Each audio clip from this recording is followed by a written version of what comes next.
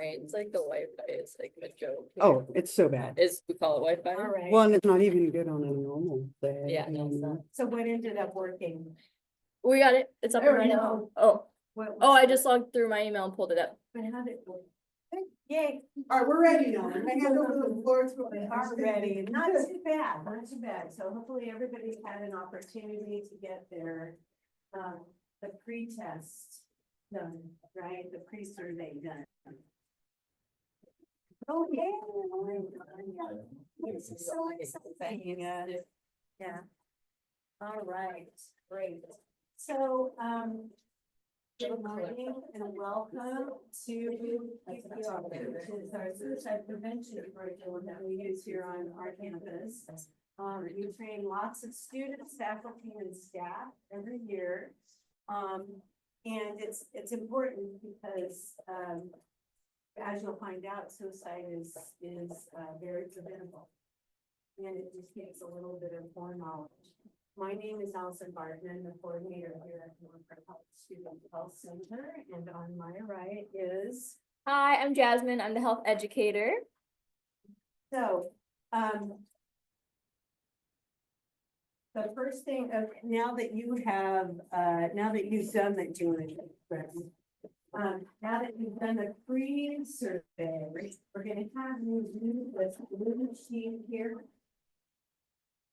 And that'll just give you a little bit of background about about the program that you're about to participate in, so go ahead and read that too.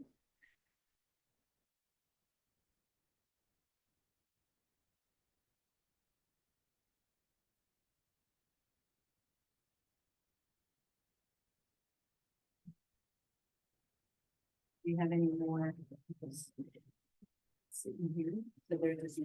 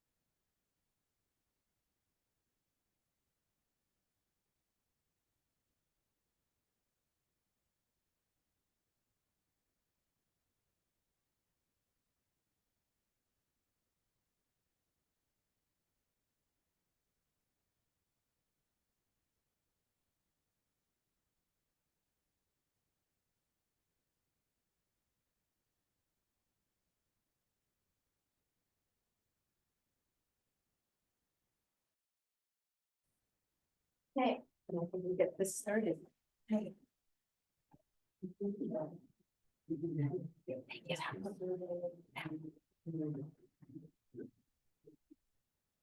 They just started. So as you saw when you were reading the blue sheet there.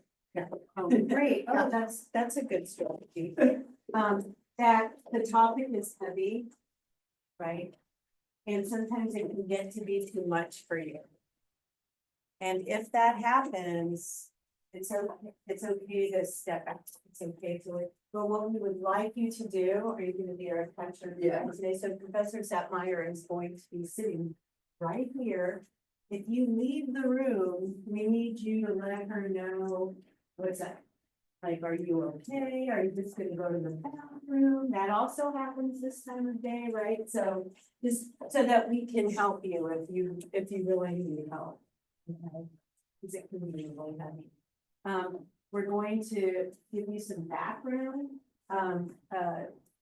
This program was developed by a mental health provider, Dr.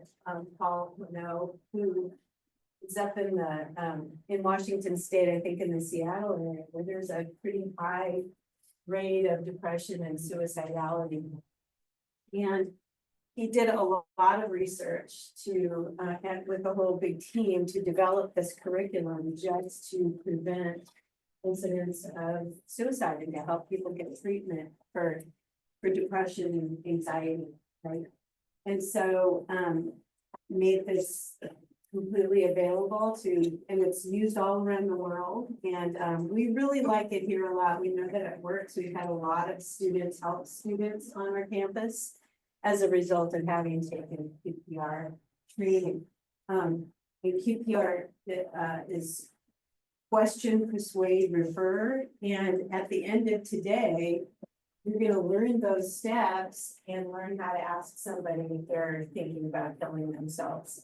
That's kind of the goal, right? So we'll learn some background from Jasmine, and then I'm gonna take us through the steps and the practice, all right?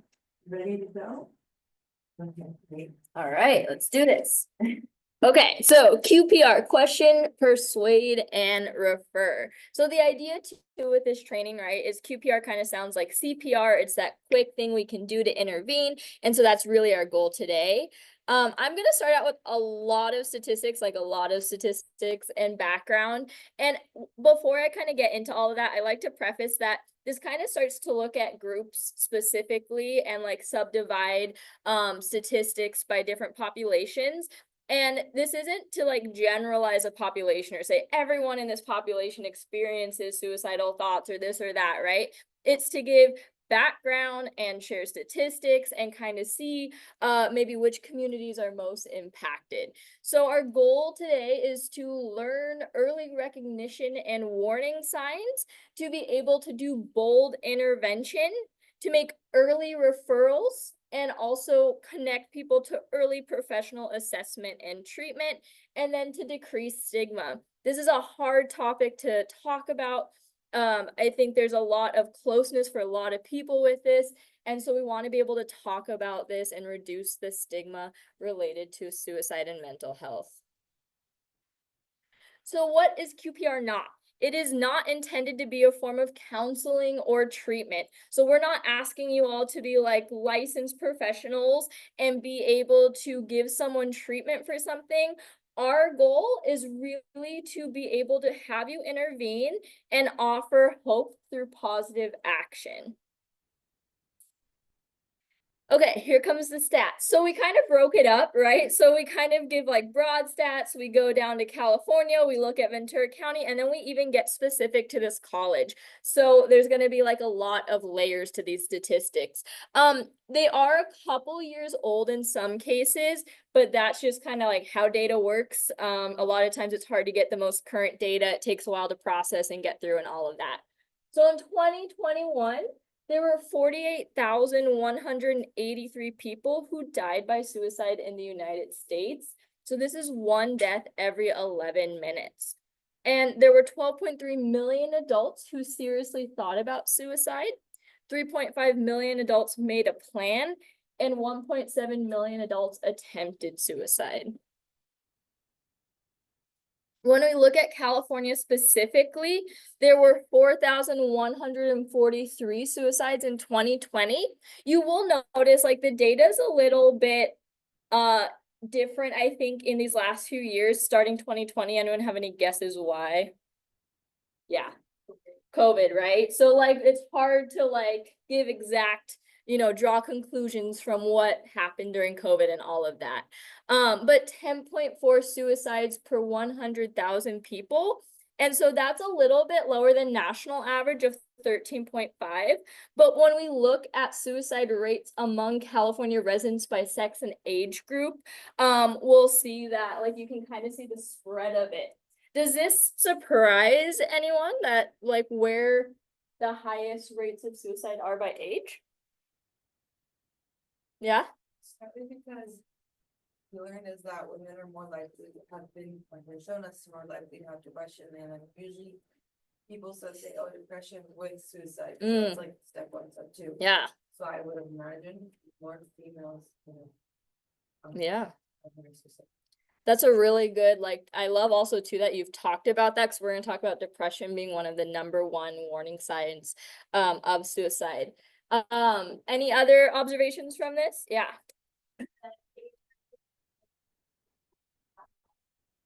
Yeah, I didn't have any guesses why. Yeah. Diseases. Yeah, a lot of times, right? People are older, they might get sick, they don't want to be a burden to their family, they're in pain, all of that. So we'll get more into these details specifically. Another thing that I just want to point out as we're going through data is it's kind of stratified in a binary a lot of times, and we know that's not necessarily inclusive of everyone. But this is kind of just the data we have to work with. So in Ventura County, and this is from the 2022 Ventura County Health Needs Assessment. If you ever want some light reading, it's like 100 million pages of really cool data on our county. But suicide was the 9th leading cause of death in our county. And so we had a rate of 10.2 per 100,000 people. So it's very similar to the California rate. And then Moorpark College specifically. So every few years we do the National College Health Assessment. If you're a student when we do that, please take it. It helps give data. So quick plug there. But overall at Moorpark College specifically, and this was in 2022, 4.4% of students surveyed reported that they had attempted suicide within the last 12 months. And when we look at the breakdown, it was 4.7% identified as cis men, 4.2% as cis women, and 4.8% as transgender, gender nonconforming. So that's a pretty high percentage, right? When you think about that. Why does this happen? Well, stigma and judgment prevent people in the US from seeking treatment for their mental health conditions. We know that, right? And research indicates that some cultures often believe that mild depression or anxiety could be seen as crazy or out of the cultural norm, right? That's not okay. And so that can make it hard to discuss mental health, even among trusted people like family members or friends within a similar culture. So as we get into this next set of statistics, we're going to look a little bit more kind of stratified by like race, ethnicity, and other kind of cultural identifiers, just to think about maybe how that impacts different groups. When we look at mental health among the Black community, Black boys aged 10 to 13 are 2 to 3 times more likely to die by suicide than white boys at the same age. And I think the thing that's really hard is when we're looking at age of suicide, we're actually seeing like a drop in age for statistics. So now sometimes statistics are going down to 8 or 9 even. Black men are particularly concerned about the stigma surrounding mental health. Again, this isn't to generalize and say all Black men, but this is just in general. These are some of the findings and reports. And so the 2019 Youth Risk Behavioral Survey, or YRBS, showed that 15.2% of Black adolescent females reported a previous suicide attempt in the past 12 months. And so that is higher than 9.4% of non-Hispanic white females. So 1.5 times higher, really. And then in youth, so they kind of did this longitudinal study from 2001 to 2017, and Black females experienced a 183% increased rate of suicide, and Black males experienced a 60% increased rate of suicide. And again, we're going to talk about this, but a lot can relate to stigma, finding mental health providers who understand culture, who maybe look like you, who you feel you can connect with. And so there's a lot of those kind of societal factors that contribute to this. When we look at in Ventura County by race and ethnicity, we see that suicide is actually the 6th leading cause of death among white non-Hispanic individuals as well as Black non-Hispanic individuals. Do we remember what ranking it was overall in the county? 9, right? So 6 among these communities. When we look at mental health in the Latinx community, the prevalence of depression in Latinx women is higher than in Latinx men. Again, that's as reported, right? So we also have to think about how are we reporting things and how are we getting that information. And there's a lack of Latinx healthcare professionals available for those seeking help. Again, when you go back to read that Ventura County Health Needs Assessment for fun, it even stratifies more too into like indigenous groups, Mixtecan, and they did a whole focus group on a lack of available resources and even professionals that speak their language, right? When we look at mental health in the Asian and Pacific Islander community, suicide was the second leading cause of death for Asian Americans aged 15 to 34. Second leading cause of death. Among all Asian Americans, those aged 20 to 21 had the highest rate of suicide, 12.44 per 100,000. Again, when we look at certain cultures, for some in their culture, they might see that mental health can be viewed as a weakness, or that there's not that ability to talk about it openly or to talk about emotions, whether that's sadness or disappointment or different life events. And so that can make it really hard to kind of express how someone's feeling. And also stoicism is valued within a culture, that can also make it hard to even just give affirmations or comfort people who might be struggling with certain feelings. When we look at like the white community specifically, overall, white males have the highest suicide rate. So I know that's kind of like we're go through all these different groups and it's like, well, this is higher here and then this is higher here. And like, it's kind of how we're stratifying it out. When we look overall suicide rate, white males have the highest. In California in 2020, 61% of suicides were by people who were white. When we look at the LGBTQI plus community, in 2021, it was found that 69% of LGBTQ plus youth reported feeling persistently sad and hopeless, compared to 35% of heterosexual youth, and 35% trans teens have attempted suicide.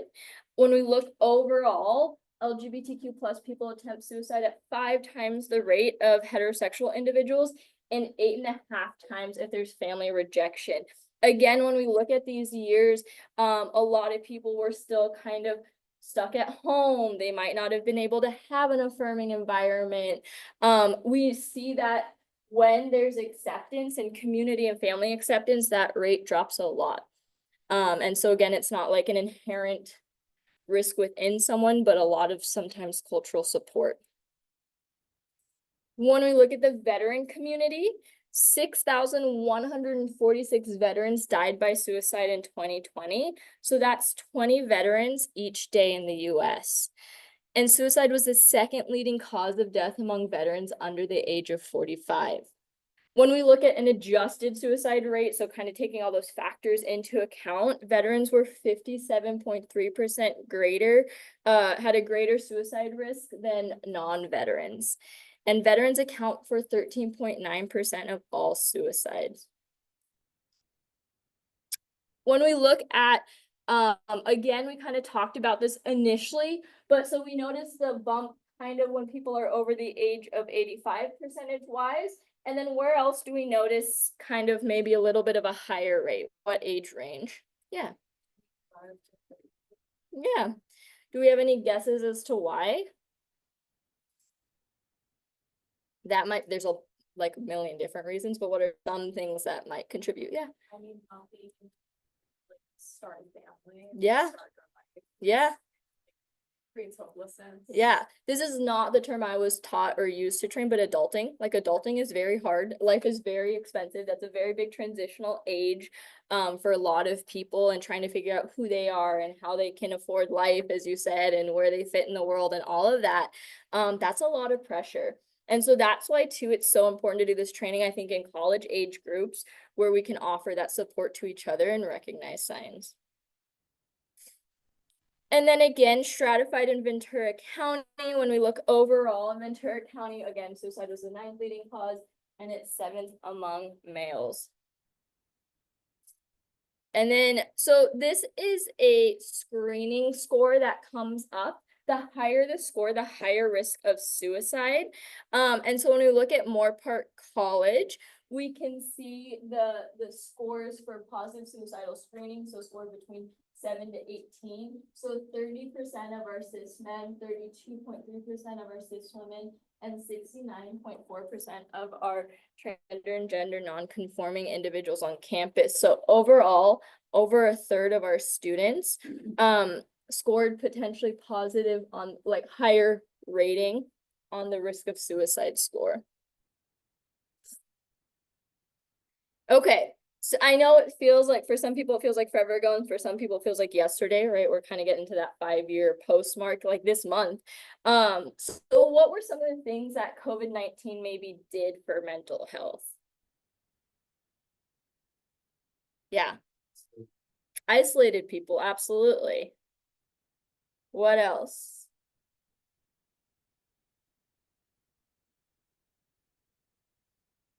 Yeah, we'll go there and then there.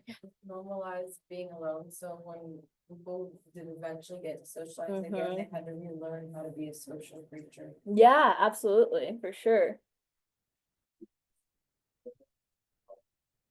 Yeah, definitely, right? And so what we see sometimes is this whole impact, because what that was, so I teach at Channel Islands too, and I was talking to some of my students, and I didn't realize that almost all of their high school years at this point were like online Zoom or COVID years, right? And I was like, whoa, so they only had one like quote unquote normal year of high school. So that changes like how you view academics and your experience with academics.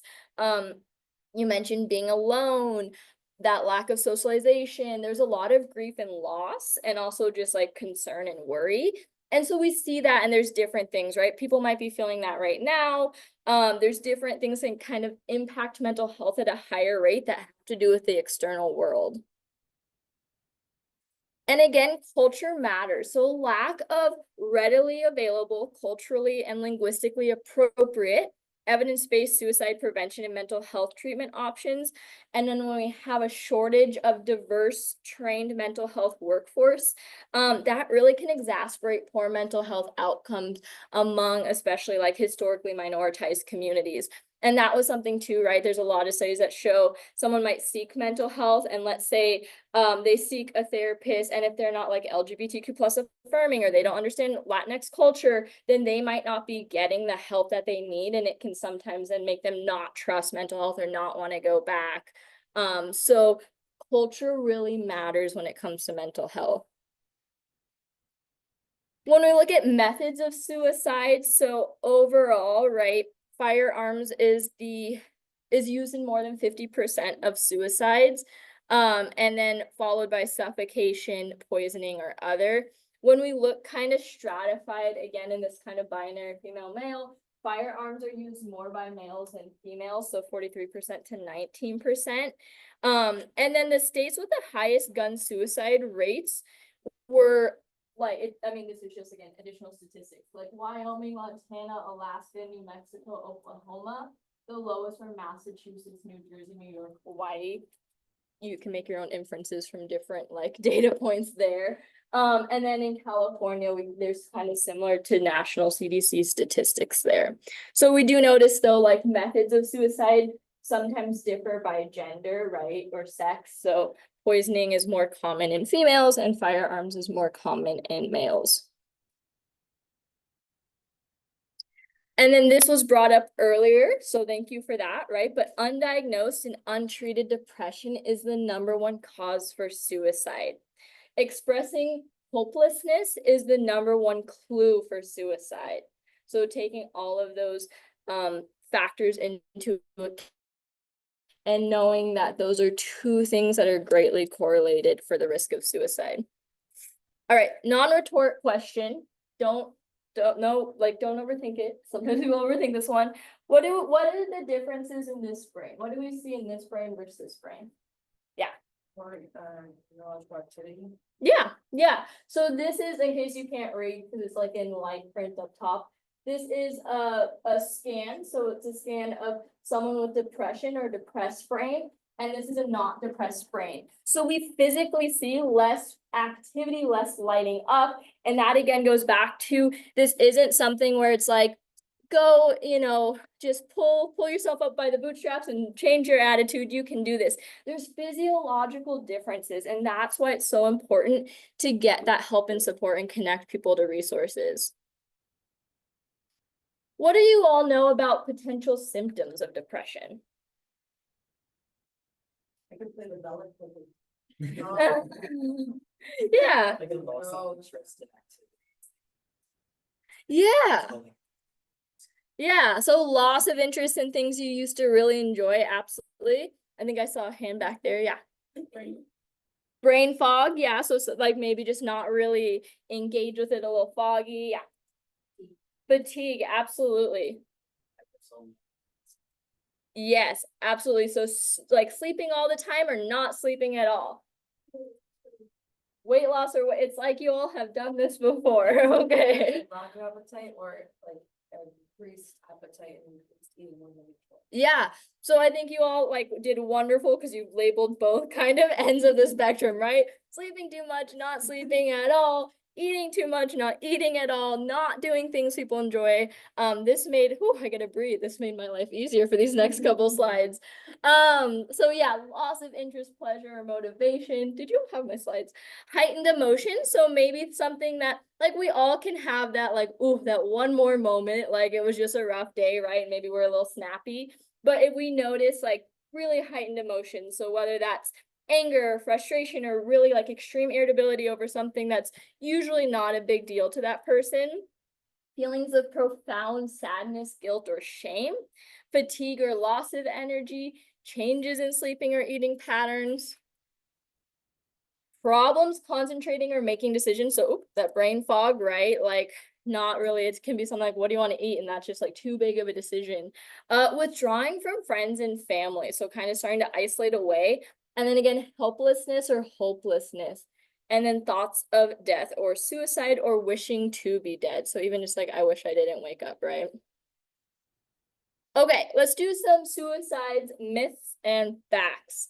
So a common myth, and this is something where hopefully after this training, if you hear people say this, you feel kind of more comfortable addressing some myths, because I think that, again, we want to reduce that stigma.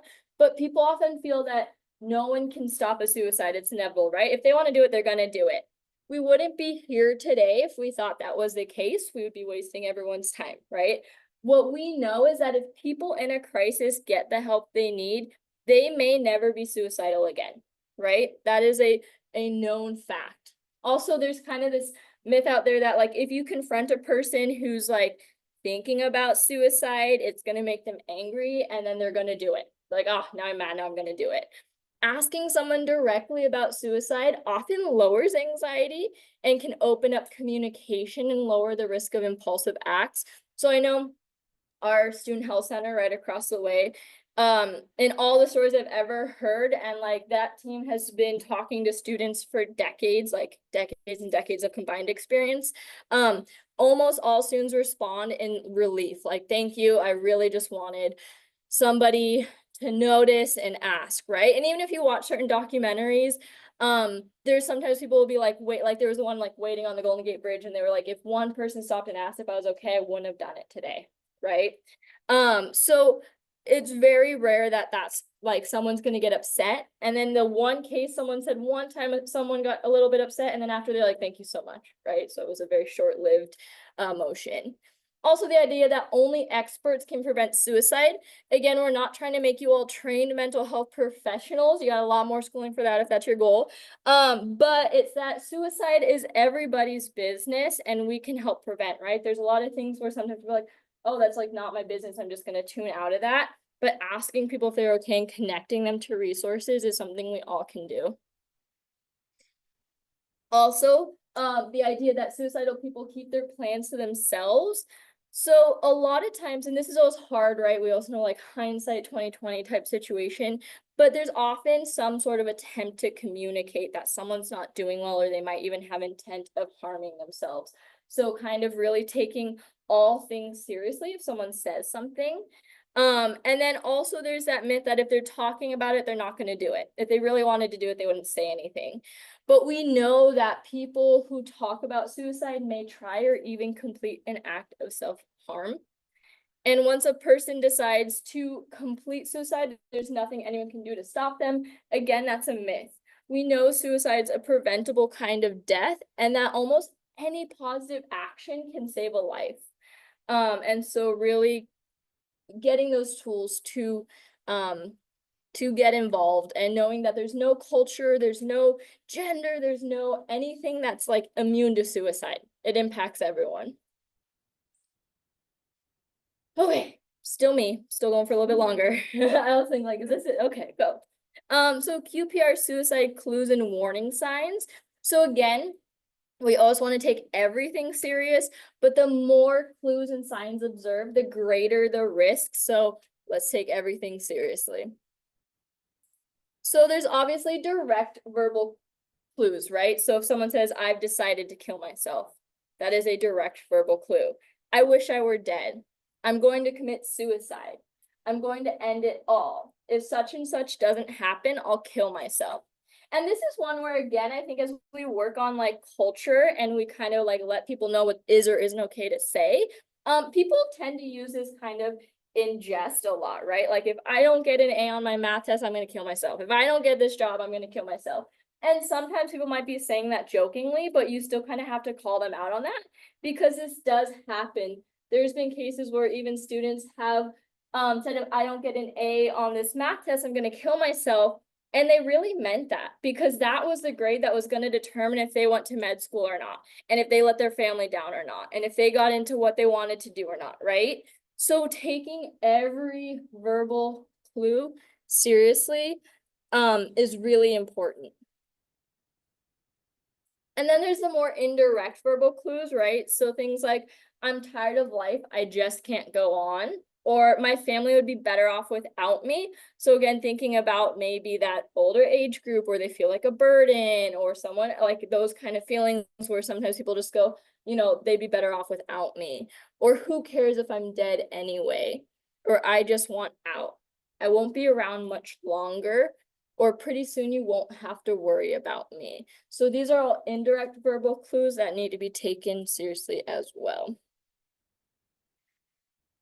There's also sometimes where we want to think about like context to things, but again, I always say like take everything into account and seriously. But sometimes people say like, I don't think I'll live past 21.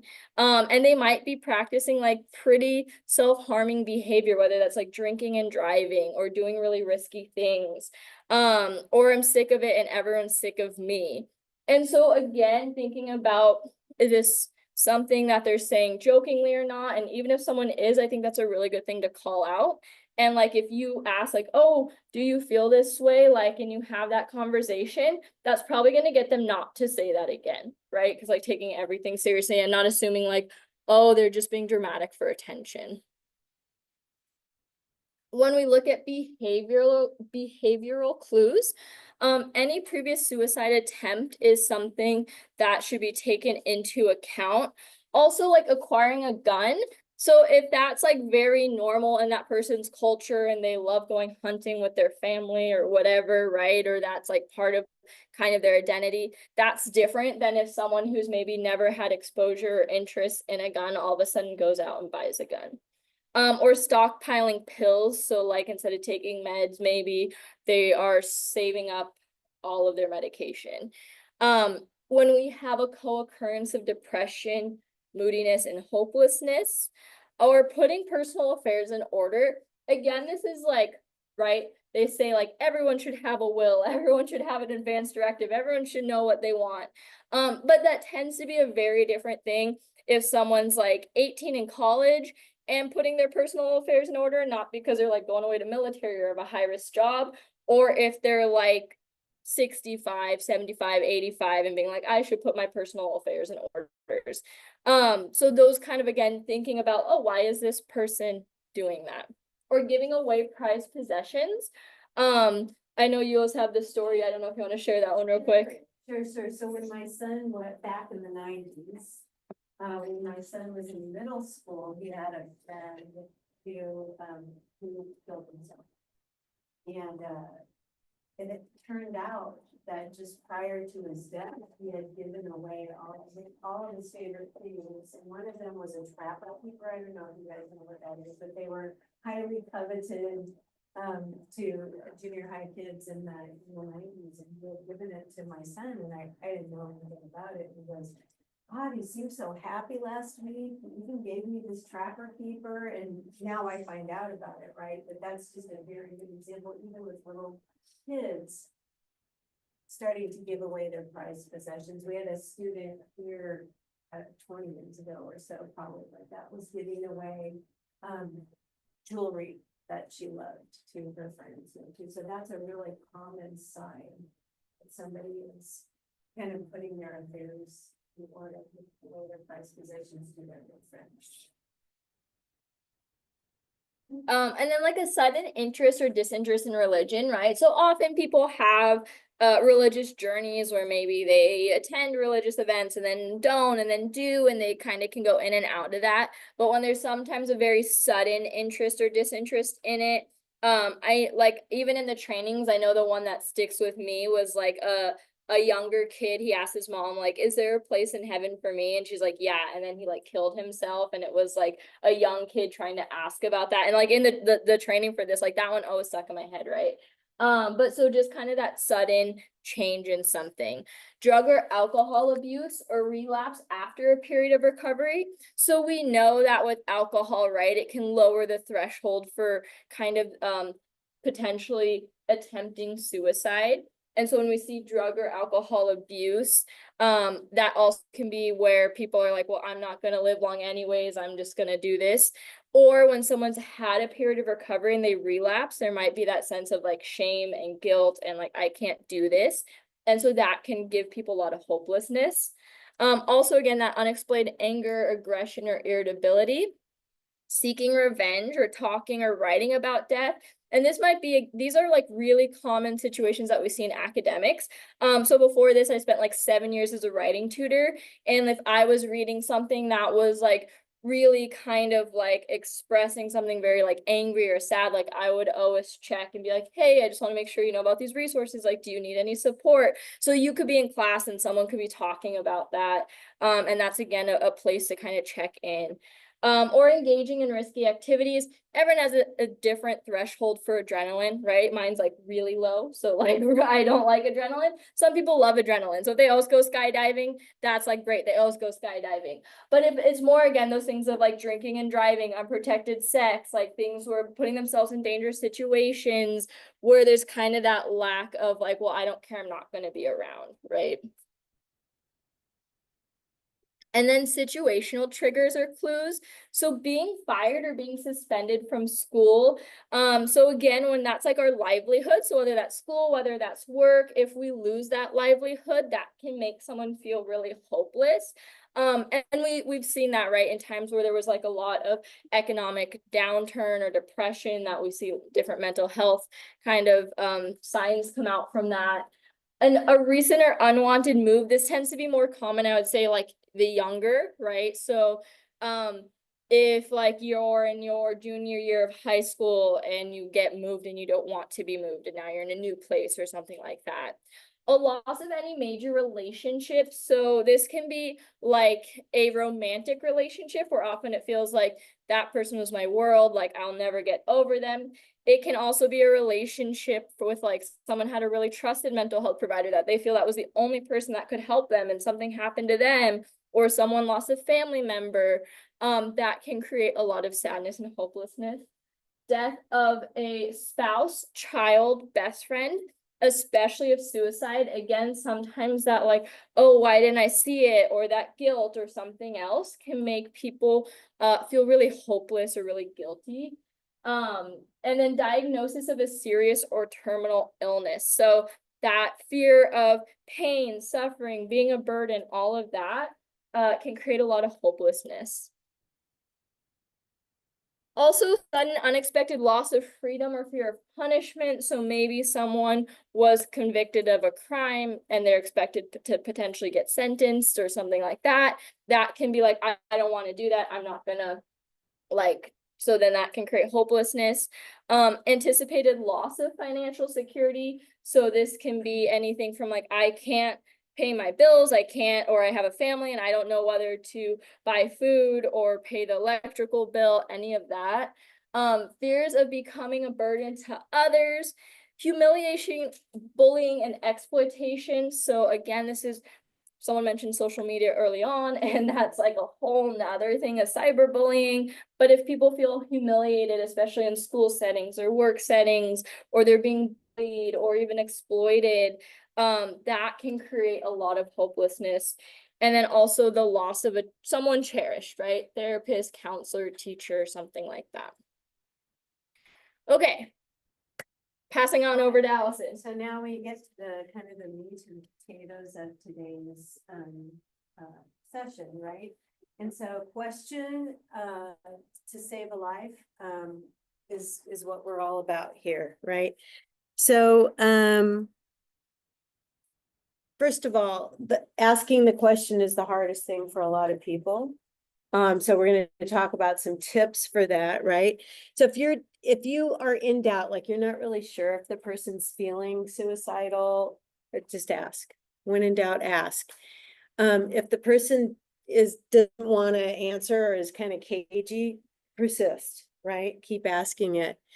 The other thing is you're not going to do it in the middle of this classroom, right? You're going to wait till maybe class is over and just pull them to the side, or try to find a private place to ask the question, because a lot of times they won't say yes, even if they are suicidal, if they're in front of a bunch of people, right? And allow the person to talk freely. You want to make sure that you have time. If you're running late or whatever, that's not the time to ask, right? And then make sure that when you ask that question that you're going to have resources handy. So we have given you a little brochure, a little booklet about different types of resources. I've also given you a card in your packet that talks about not only the Student Health Center as a resource, but about other easy and free resources for mental health, okay? So these are not things that you need to read right now or look at right now. Just know that they're there, and it's kind of nice there. That little blue part of the card is detachable. You could stick that in a wallet or your backpack or whatever, and just have that handy. So you don't have to say, oh, I need to remember to look for that thing. So when I talk to my friend tomorrow, because I don't have my stuff with me, that you could do that, right? The other thing is, if you're at school and this person is another student here at school, you can always walk them to the health center. And we have that happen a lot for both professors and students walking other students to the student health center to get help. And we have availability for crisis, right? So how you ask the question is not so important as how that you do it, right? So doing it is the important thing, right? So some people feel really uncomfortable being direct, so you can sort of work up to it, right? Have you been unhappy? Have you been very unhappy? Have you been so unhappy that you're thinking of ending your life? That's a way that you could kind of work up to the question. Or do you ever wish that you could go to sleep and never wake up? That's a way of asking a child, right? Like the example that Jasmine just gave about, is there a place for me in heaven? That would be a good way to manage that conversation with that little child. Direct approach. And I think this top one is even still a little bit indirect. You know, when people are hurting or as upset as much as you are, sometimes they wish they were dead. And I'm wondering if you're feeling that way too. Using the word dead or death is pretty direct. Or are you thinking about killing yourself, right? So those are both fairly direct ways of asking the question, right? One of the things that I do when I talk to students and I ask the question, I say, are you thinking about hurting yourself or killing yourself? But I actually use the word killing. Some people say take your life or things like that, and it sounds a little like, what are you even talking about? Especially with a person who's got that brain fog kind of going on. So using very direct language can be really, really helpful. The other thing is, if you feel like you are not able to ask this question, find somebody who can. So the Student Health Center is a great place to find somebody who can, or a friend that's more direct or whatever. Or relatives or friends of the person, just somebody who can ask the question. Okay, how you don't ask this question though is this. You're not thinking about killing yourself, are you?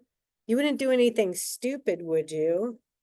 Suicide is a dumb idea. Surely you're not thinking about suicide. So what would be wrong with asking the question in these ways? What do you think? Yeah. Very judgmental for sure. What else? Someone might feel inclined to thinking probably. Yeah, or you're sort of giving them the right answer, the way they should be feeling. Yeah, absolutely. What else? Any other ideas? Yeah. Even worse. Oh, see, I'm a failure. And now I'm really a failure kind of thing. Yeah, absolutely. All of those things. So those aren't the right way to ask, right? So once you, oh, and let me just say the answer is no. Say you're worried about your friend and the answer is no. Do you just go, oh, good, phew, see a third period or whatever, right? Do we do that, or what do you think is a good idea? Follow up. Follow up, and how would you follow up? What are some of the things you would do to follow up with them? You just say no, say I'll be here for you no matter what. Like, Oh, show nice. them support, and then you take them support, offer someplace that can, Yeah. even if they're not doing like that, that's fine, just give them the resource just in case. Yes, fantastic. Yeah, well, you know what, if that changes, or I still am worried about you, it looks like you're having a hard time, and these are the free places to go for help or whatever, absolutely. So we don't just drop it, we're still worried about them, right? And so to follow up with resources is a really important idea. Okay, so how to persuade somebody to stay alive. So listen to the problem and give them your full attention, right? So sometimes it's just, I'm overwhelmed. I need to watch my kids and I have these tests and I don't have enough time in the day and I'm just overwhelmed. Sometimes listening to those things, sometimes there's something you can directly do to help the person, right? Remember that suicide is not the problem, only the solution to a perceived insoluble problem. I have a friend who's a therapist who always says it's a permanent solution to a temporary problem. And that sounds a little bit trite, but it really is quite true, right? Also, don't rush to judgment and offer hope in any way. And sometimes it's as simple as I can help you get a ride to someplace. Or, we've had students that really are distraught. They had a flat tire. They need to buy a new tire and they don't have the money for it. And that just sends them over the edge, because it's just, there's so much stress to being a student, right? And just learning that there's emergency grants in financial aid is helpful, or offering them a ride, or helping them till they get back on their feet, or whatever that is. And sometimes it can be such a small gift from you, but feels like a huge life-saving gift for them, right? So offering hope in any form, people care about you, they love you, we want you around, those kinds of things can be really persuasive.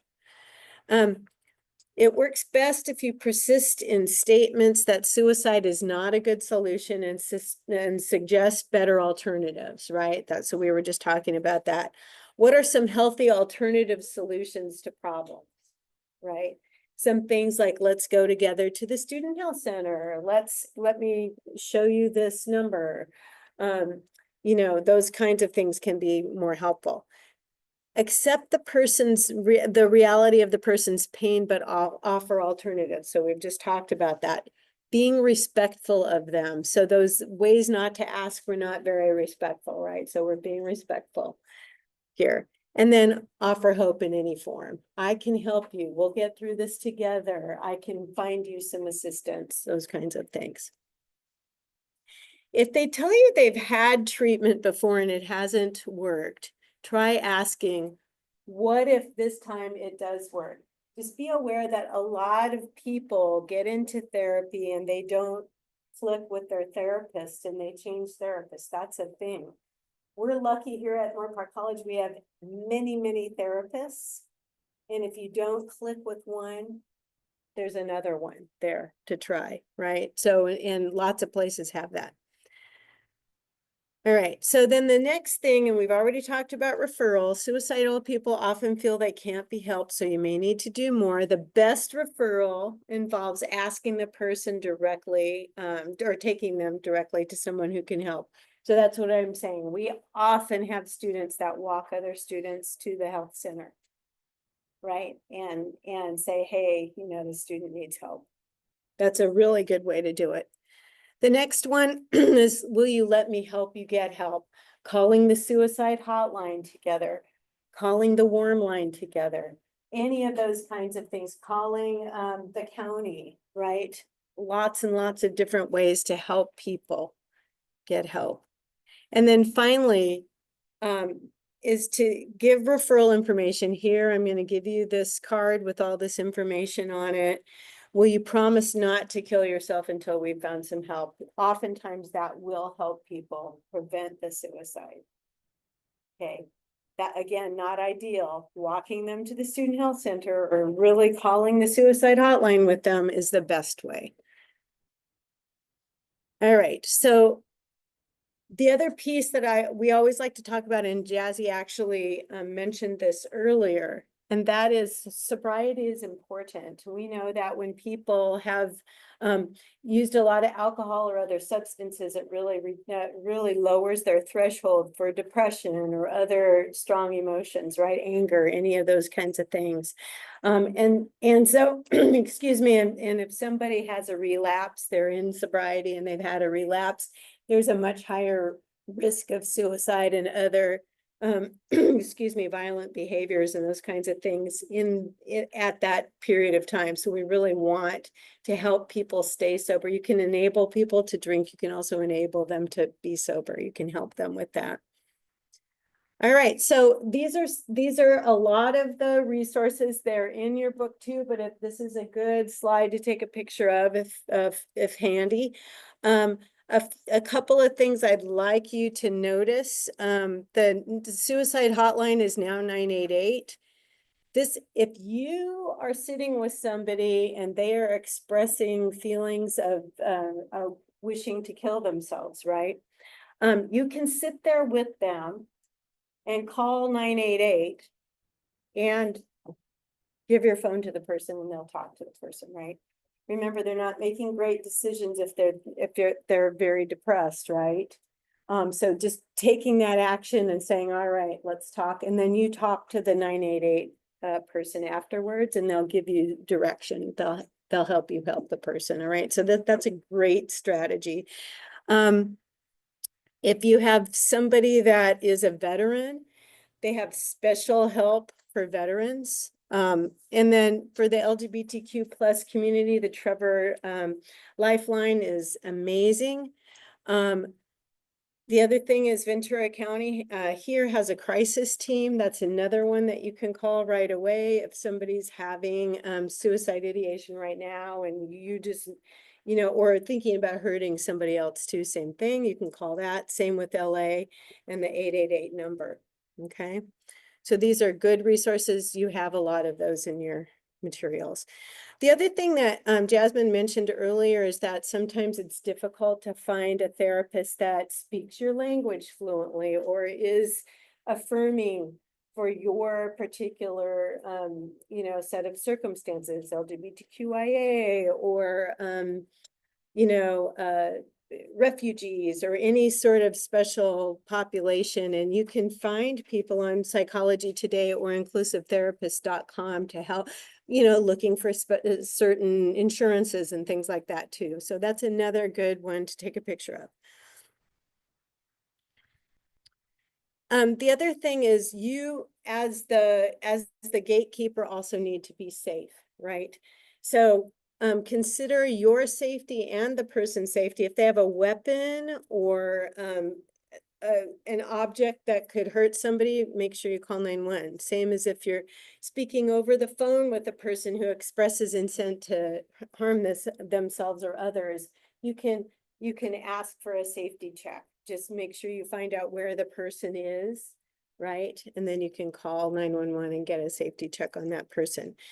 If you see somebody passed out at a party, that's a 911 call, everybody, not just a let them sleep it off situation, right? So overdose of pills or drugs, signs of physical injury, that's a 911 call.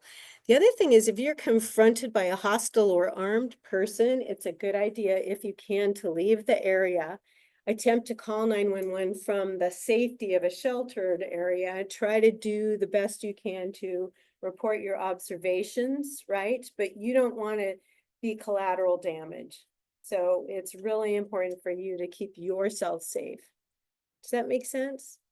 Okay. All right. Okay. Almost all efforts to persuade somebody to live instead of attempt suicide will be met with agreement and relief. We said that earlier. Don't hesitate to get involved and take the lead. Truly, people have thanked me for asking them. So just be aware of that. Okay. I want you to live. I'm on your side. These are effective things to say in QPR. Get others involved. Who's, do you have a faith leader that you trust? What about family members, friends, those kinds of things? Join the team, offer to help where you can. Following up, you had mentioned following up, follow up with a visit or a call or a card and check in with that person and see how they're doing. All right, practice time. So here's what's gonna happen. We're gonna pair you up with somebody else. If you feel like this is not right for you, just pass. You're more than welcome to pass. Somebody is gonna be, so if you get the orange page here, you're gonna be the troubled individual. And then the other person in the pair is going to be the QPR gatekeeper. And this is a role play, so if you're the troubled individual, you're gonna kind of look at all the things that are going wrong right now and talk to your gatekeeper friend. The goal of this is to ask the person if they're thinking about killing themselves, right? So this is practicing for you to do that, and if we have time, we'll swap. Okay, does that make sense? So we're gonna take not a long time, maybe 5 minutes, maybe 7 minutes, something like that. So listen, talk, and then ask the question, okay? Do you want to maybe do a one-sided learning? So we're gonna pass these out quickly. Are you all partner? Where's the partner? I'm not. You're not. Are you all partner? Sure, yeah. Which one would you like? Yeah. You all get a. Okay. Okay.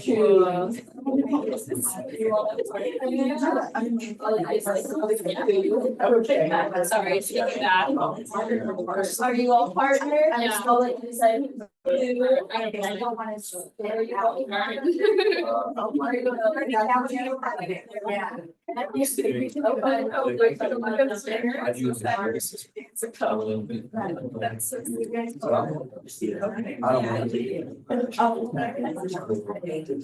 I'm not gonna leave.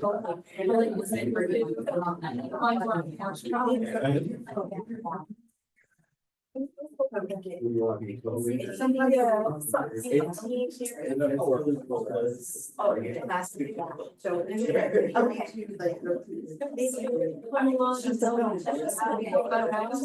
I know, they replaced it. Isn't that nice? I feel like I'm like almost in the night.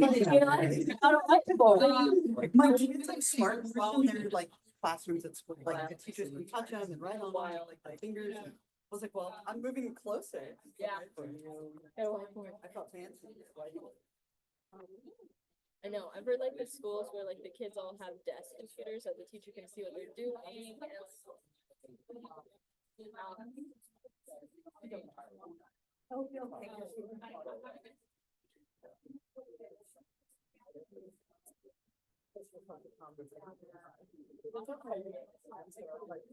We actually talked about it. That's why but it hurts. Just so you know. So we have a practicum student that's gonna be like. I feel like.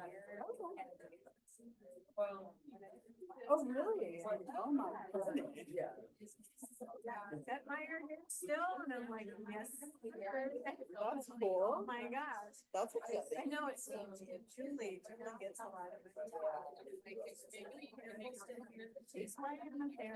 Oh, that's so cool. Isn't that wild? Like, I don't know, you. Like sometimes it feels like it was like 8. Isn't that wild? I got the 15-year pin this year. What? Oh, it's crazy. Wow. I was like, I have to retire before 20 years because you have to go out on the stage. Oh, they're like 19.99. I'll be sick that day. Yeah. Oh. Oh, no. Isn't that funny? You can teach their crowd, but you're like, oh, say, But I don't want to go in front of my peers. Yeah. And on a stage. Oh. Wow. How much that, the first time we did our citizen training, Sally to do. That big. I'm like, funny. Wait, what? It's weird how your fears are totally different. Like I have so much, I told them, like, I'm like, if you had told me 20 years ago that I was a teenager, that I feel sure, I would have laughed at you. Like, I hate public speaking. Yeah. But, you know, it's different Yeah. when they're like, that small, but. Yeah, I still get nervous every So every Yeah. class, every time, every. Especially before the first.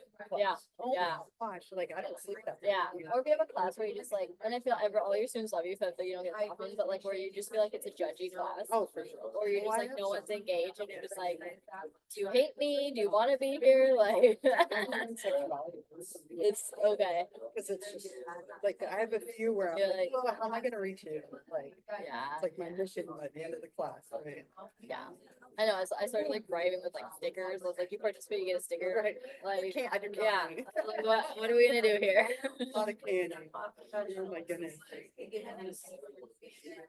I made it to the role play. I know. I know. That was especially with the late start. I know. Impressive. Yeah. Weapons. Only stats us take so long, so I feel like we probably should pair the back of it, but it's just so I feel like you did though. It felt like quicker. Talk fast.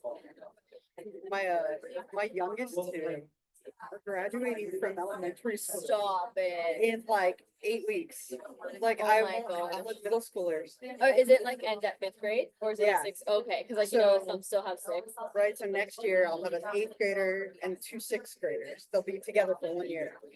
I'm like, I can't even, I just, my mind is not like wrap around. Like, That is it's wild. long days downstairs. Like the days are long. Like Yeah, they're that's always cool. long, especially now. Yeah. But then it goes. You're like, and now they're in college. We're like working on they get to be in the yearbook with their baby pictures. And so we've been going through baby pictures. I'm like, oh my gosh, it was like yesterday. Like, but, you know, Oh, yeah. And I have like 3 preteen girls. It's a little bit Good of a lot. luck. I know. Are Like, they I all- might have hair. Are they all pretty easy? They all like, I mean, it's preteen girls. A lot of drama.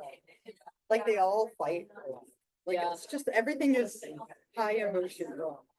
Okay, And I'm like, go talk to your mom. Go talk to Yeah. your mom. Like constantly like, like, don't trust your mom. yes, well, I know. yeah. I mean, they're really good. They're just all at that age now. It's just, and like, my oldest will turn 13 in July. And I'm just like, you're gonna be a teenager. Like, she feels like she's 17 already. Oh my god. But just in like, You can start taking classes for a couple of years. You can come do the dual enrollment. I know. I started bringing them. I brought each one of them has come once this semester, this season, this semester. I brought them each for a day and then I took them all to the chat. Oh, that's so cute. Like, yeah. So they all got to meet Dad. My 2 little ones, they raised their hand for everything. I was like, and my oldest is like, don't even look at me. That's, well, and you know, I think the younger ones always have a little bit of an easier time. The Yeah. older ones already like, you know, They hate set a the- trail. But yeah, I know. I'm excited. But yeah. Yeah, so. It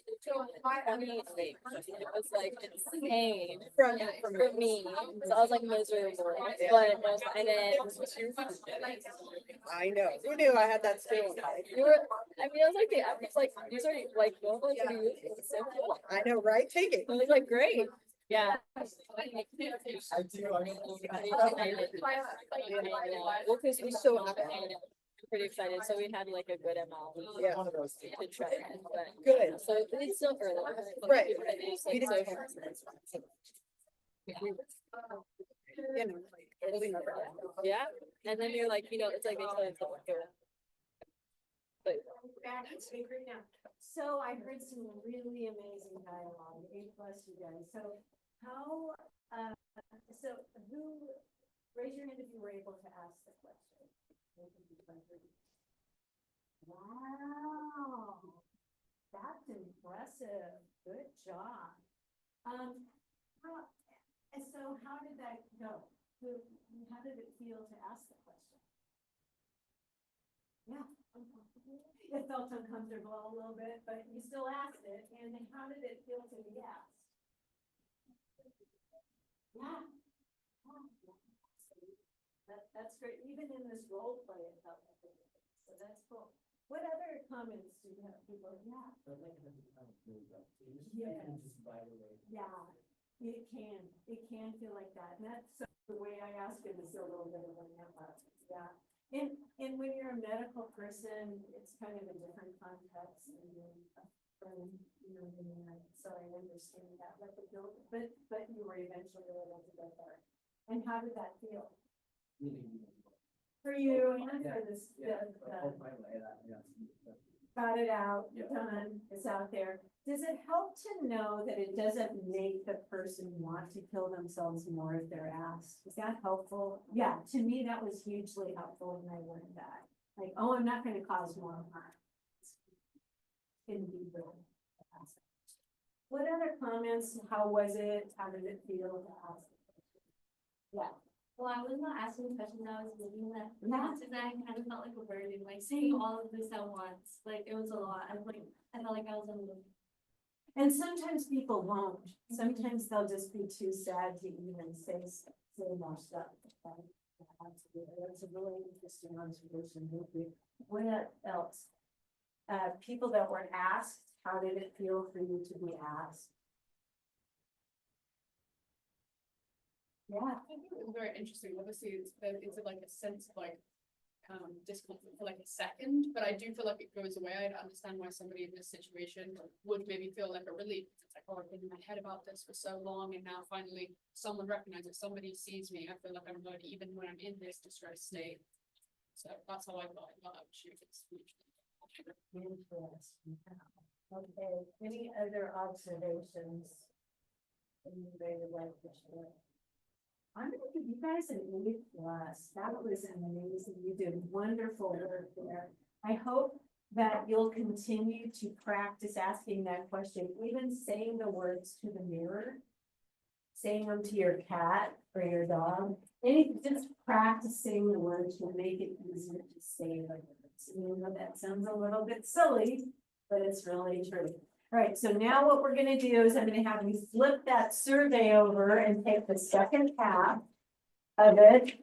And then when you're all done, we would like you to bring the salmon paper back up, because you don't keep that, the white paper back up, your survey, and then we'll give you your certificate suitable for framing.